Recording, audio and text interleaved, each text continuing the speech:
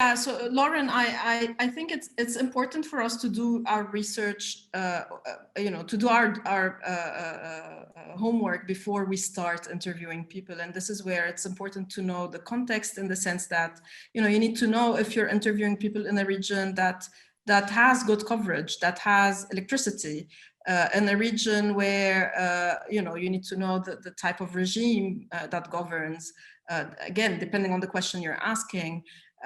You need to know, whether it's feasible for them, whether it's comfortable for them, whether, again, especially when you're talking to minors, women, refugees, domestic workers, I mean, all types of minorities that might not have, or even when they say that they're fine with it, you still need to keep in mind that although they accepted to sit for this interview, there are some concerns that might come up, right, during the interview. Maybe someone comes into the room, maybe, if a woman is talking to you online and her husband comes in, you should know how to deal with those situations. Again, it depends on the topic. I mean, of course, it doesn't. I mean, sometimes the husband is great and there's no problem, but one has to be, the researcher has to really be sensitive to those things and know how to assess. It's important to also appreciate the time that people give us, and therefore, an interview is not your literature review and is not when you start your research. So you should really work on knowing your research, on knowing the context, on reading, on asking people around you, asking people who've worked in this same place, or who have some knowledge before you go in. So don't use people's time to ask them like basic questions or things that you can get elsewhere. So yeah, in that sense, I think thinking about infrastructure, but also thinking about the context in which they live, in which your interviewee lives, and whether you're really able to do this online, and maybe there are things that you can do online and things that you can't. And this is where you need to know what type of question you can ask given, the circumstances, and what types of question you can put off for later or just not ask. Yeah, I would add here. Thank you, Rima.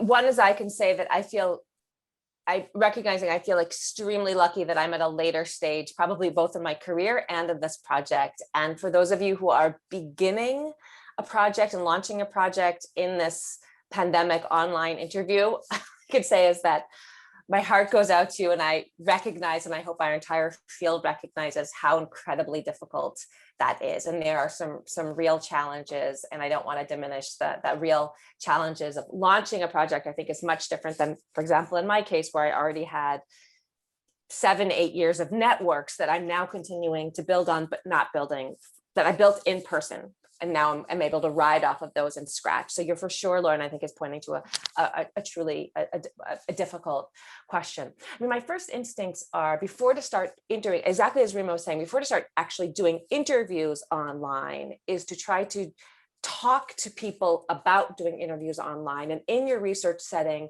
to talk to as many people as possible, either who are in that setting or who know it, and ask them, do you think online interviews would be appropriate? Do you think people will be comfortable? Are there any things I should keep in mind? So that you first are gathering data about the possibility and constraints about an online interview before you actually start interviewing them. And if you can get locals to chime in, things like those of us who do interviews in Lebanon might not necessarily think about the constraints of both how difficult and limited and expensive electricity and Wi-Fi are. Unless you have a local Lebanese who says, that's actually, you're really asking a lot of people to give from their bandwidth.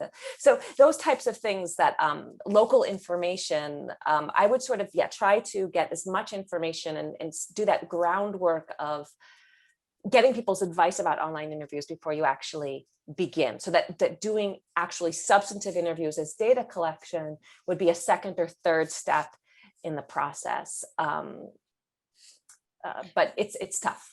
I think it's tough. Can I just say one thing about this the question of locals helping, because this is, I think, a very important point. And we just kind of conversationally getting input. Yeah. No, I totally agree with Wendy. I think, you know, those who are starting their careers now, I mean, I've started a few years back, but I still consider myself in the beginning. It is very difficult to navigate, you know, this new way of doing research online or offline. And just to answer your question, Lauren, because it's now that Wendy is mentioning it, I'm thinking, you know, I often, and I'm sure my colleagues as well, we get emails from people we don't know. A name that I don't know drops me an email, like a short email saying, I'm doing this research and can you help me in Lebanon? And I'm finding myself more and more saying no, or sometimes forgetting to reply. And not because I'm not interested. I mean, I used to say yes every time, but we're also finding ourselves exhausted and like being here and having to do. And also, it always helps when you're introduced by someone we know in person, right? If I get a random email from someone I don't know who's telling me, hey, can you help me? If I'm tired that day, I'll just say no. Or, you know, and I think this is important because it also means that this is the importance of participating in, you know, and exchanges like this, where we get to networking, where we're going to conferences, meeting people, where we build those networks. And then, you know, if I saw you at the conference 2 months ago and now you're dropping me an email saying, look, I want to do this, can you help me? I'll probably say yes, because I know who you are and we've had a chat. Sometimes, you know, saying that if you have time, can we meet briefly for 10 minutes on Zoom? So we see you, we know what you're thinking, what your project is about, or giving some more details about what your project is and why do you think it's important for us to help you. This makes a difference than getting an email saying, hello, someone told me that you are the local informant. Can you tell me what to do? I mean, this will not work with many. And also I feel that, you know, so building those networks takes time. And I know that at the beginning it's difficult, but sometimes just saying in the email that, look, I've just started, I'm really interested, and I would really appreciate it if you guide me on this. You know, it makes a difference. So I thought I'll just let you know, because so, you know, sometimes we don't reply or we say, I'm sorry, I'm overwhelmed at the moment, but it makes a difference. And especially when you're researching, so you need to also know who to contact. If you're researching something that I'm interested in, I'll help you because I'll be interested in knowing more about your research, thinking about collaboration, right? So sometimes if you can't travel to the region, it's also good to think about who are the, you know, young local scholars that we can work with. We can think of writing something together. We can co-publish, right? So building those bridges that everyone can benefit from, and at the same time, you know, can be on an equal foot of doing research together.